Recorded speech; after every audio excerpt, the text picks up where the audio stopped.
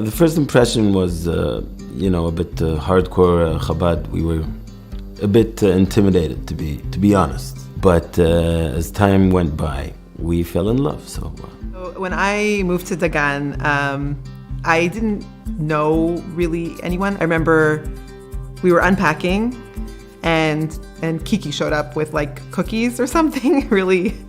And it was just so heartwarming that someone noticed us having moved in. And then even though it was Erev Pesach, which is the time when nobody wants anybody eating in their house, we were invited over to the Chabad house, to Kiki and Shloime, to eat a beautiful salmon dinner, like the night before Pesach. Who does such a thing? When I first met Rabbi Shloime and Kiki, I felt a huge sense of relief. As an Ola Chadasha, even though I've been here for 10 years, one of the most disconcerting things was not finding a replacement community and not having a place that I felt really cared that I existed, checked up on me when I didn't show up to shul. But I met Kiki and Rabbi Shloime, and I just felt like, oh, good.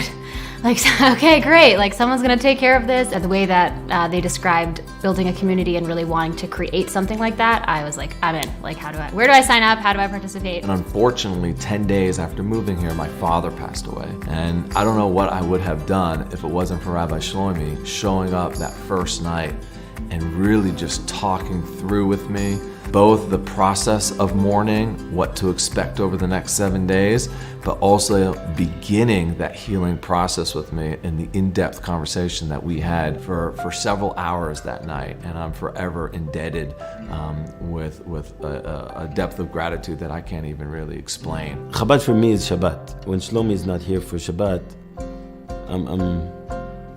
I'm asking Yael if we can go somewhere else. The Farbrengen after the tefillah is something I actually wait for the whole week. As a single mom, Shabbat can be challenging. It's like my activity, my Shabbat morning activity. I come, I socialize and get out of the house, and also have that like very Hamish Shabbos Kiddush experience. We come to Chabad a lot for everything, but in times where like shul or Kiddush or Friday night, my youngest is like, are we going to Chabad? For her, it's like cemented in her mind, like, on Shabbat we go to Chabad. Chug for my kids is like one of the most exciting times of the week for them. They come here for an hour and they learn from Rabbi Shloime and the Rebbetzin all about the Parsha in a completely interactive way. Rabbi Shloime does puppet shows, he does science experiments, and so much more that when my kids come home, what they want to talk about, it's the chug with Rabbi Shloime. The fact that my kids love it and are always excited to come, and when I say, okay, like there's an activity at Chabad, I don't even have to tell them what it is. They know that there's gonna be slime, and there's gonna be cookies, and there's gonna be baking, and there's gonna be a show. The women's year that is so special. If you haven't been, you definitely need to go. Rebbetzin Kiki always shares so much Torah knowledge and Kabbalah. I work throughout the week, I have a family, and throughout everything, the neshama yearns for some Torah. Being able to get together with Rabbi Shloime and with other people and sit together and learn Torah, it feels like water for the soul.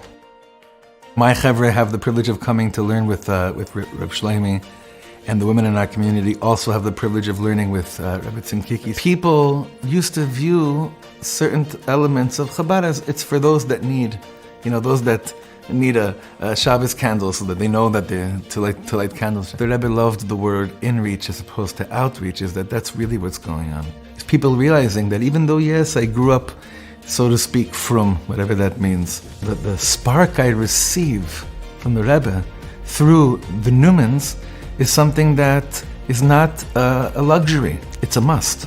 Summer camp is just awesome. They get to learn some Torah, have an awesome time, whether it's, on the water slides that are brought in, or the speakers who come in, the animals that they bring in. Nafshi is just turned 7, and he had never been in a religious camp. He loved camp. He loved the counselors and the activities and the songs. He would come home singing about Mashiach and mitzvahs.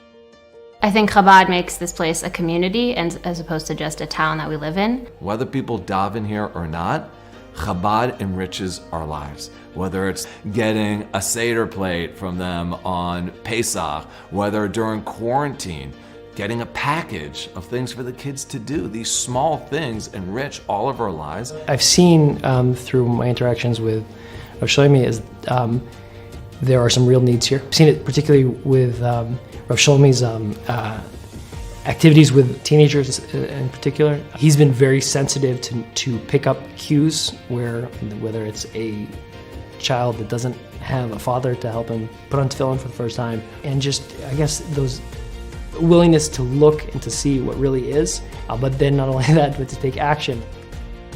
My favorite part of Shlochot is going to Mivtzaim at the Chayalim.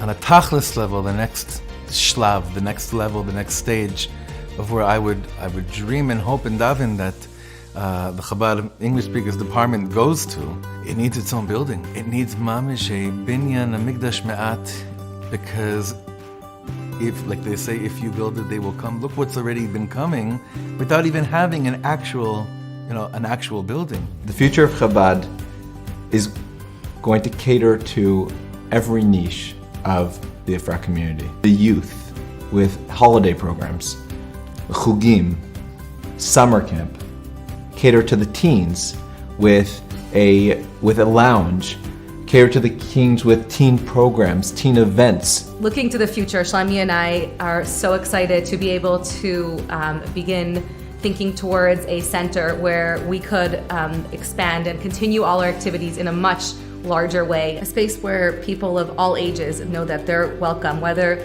they're a mommy and me program for moms and new babies, or someone who's retired who wants to come and enjoy a woman or man who's retired who wants to come and enjoy a Torah class. The center will be the second home for many people, and for some people, their first home.